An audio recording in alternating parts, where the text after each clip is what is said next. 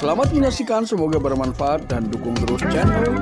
Dia berusaha berkata sebaik mungkin, berkata semanis mungkin, bahkan tidak segan mulai memberikan pujian kepada pria walaupun itu hanya di media sosial. Ini perbedaannya sangat jelas. Assalamualaikum warahmatullahi wabarakatuh. Kembali lagi bersama saya Kang Kumis. Kali ini Kang Kumis kembali bersama sahabat semua, tentunya masih di channel Kang Kumis. Nah, pada kesempatan kali ini Kang Kumis ingin membahas mengenai 10 ciri wanita kesepian. Nah, wanita kesepian ini bisa jadi dia sudah memiliki pasangan, bisa jadi juga dia dalam rangka mencari pasangan, juga bisa seperti itu. Namun kenapa dibilang kesepian? Biasanya karena kurang mendapatkan perhatian dari pasangan. Hal yang pertama yang bisa diketahui adalah dia merasa sangat senang, dia merasa sangat bahagia ketika tiba-tiba ada orang lain atau pria lain yang memberikan perhatian kepada dirinya, ya. Ini yang pertama. Nah sahabat, namun sebelum lanjut ke topik, gak ada salahnya silahkan sahabat dukung terus channel Kang Kumis dengan cara subscribe, like, dan komen, ya. Tentunya ini sangat membantu. Lalu yang kedua, biasanya seseorang apabila terus-menerus merasa kesepian, dia justru melampiaskan rasa kesepiannya itu, dia akan lebih aktif di media sosial, ya, karena bete mungkin, ya. Jadi di dalam kesehariannya dia lebih terus bergumul dengan ponselnya atau dengan Androidnya. Ini mungkin salah satu upaya membuang rasa sepi yang selalu melanda dirinya. Ini. Lalu kemudian yang ketiga, dia tidak segan-segan atau selalu menanggapi pria lain walaupun hanya ketemu di media sosial. Artinya orang-orang yang ia tanggapi secara serius belum tentu sudah pernah ketemu darat. Ya, ini adalah memang mungkin dianggap sebagai solusi untuk menghilangkan rasa sepi. Ini wajar, biasanya awalnya seperti itu. Lalu yang keempat, biasanya dia sangat menghargai interaksi lawan jenis di media sosial. Jadi dia berusaha untuk tidak menyinggung perasaan si pria.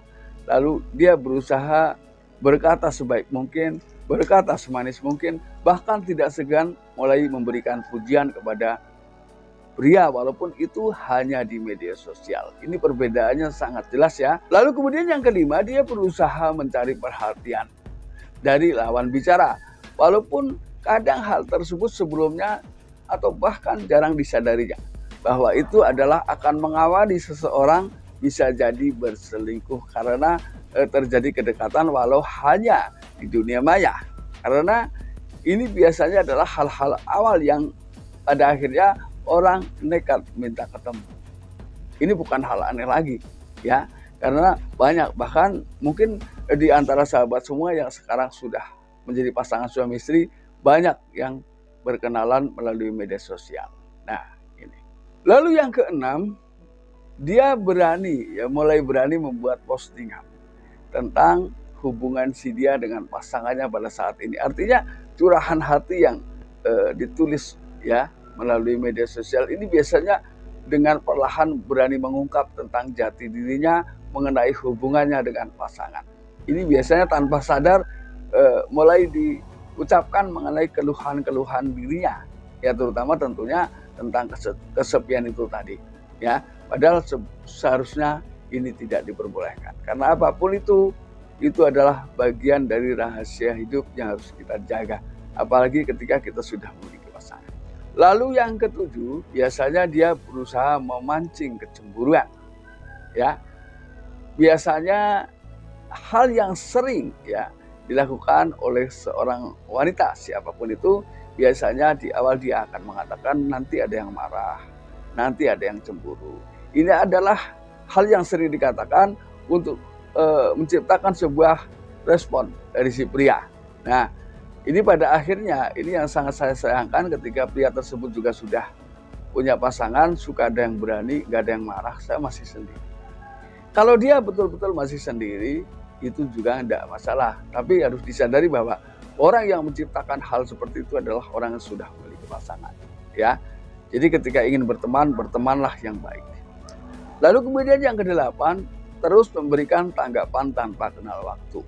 Biasanya ketika orang awal kenal di media sosial, lalu kebetulan ada rasa yang klik, biasanya dia akan terus memberikan tanggapan atau membalas komentar atau bahkan hal-hal lain ini tanpa kenal waktu, ya, kapanpun. Nah, ketika itu sudah mulai dekat, biasanya juga sudah ada rasa keterikatan, ya, yang pada akhirnya juga menimbulkan sebuah kecemburuan. Ketika seseorang mungkin satu di antaranya lambat membalas atau hal-hal yang serupa lah ya, ini akan membuat salah satu di antara keduanya menjadi kesal. Ini sudah mulai terikat tanpa disadari oleh orang-orang tersebut ya. Lalu yang kesembilan, dia juga selalu akan membiarkan pihak lain masuk walaupun pada akhirnya diabaikan. Karena bisa jadi hal-hal ini ia lakukan hanya sekedar untuk mengisi kekosongan. Nah, ketika di dalam hatinya sudah terisi oleh orang lain atau bahkan pada saat itu kedekatan mulai tumbuh dengan pasangan, maka orang-orang tersebut ini akan terlupakan. Yang terakhir, yang ke-10, tidak sedikit ya, ada kalanya si wanita ini juga mulai memberikan harapan ya kepada si pria. Ya. Namun apapun itu, ini hanyalah hal-hal yang hanya patut Anda ketahui tapi sebaiknya tidak dilakukan.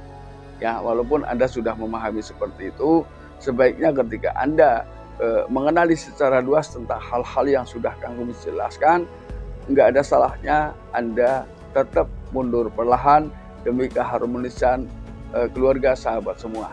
Ya, nah mudah-mudahan apa yang Kang Kumis sampaikan bisa bermanfaat, dan akhir kata, salam harmonis bersama Kang Kumis. Wabillahi taufik wal hidayah. Assalamualaikum warahmatullahi wabarakatuh.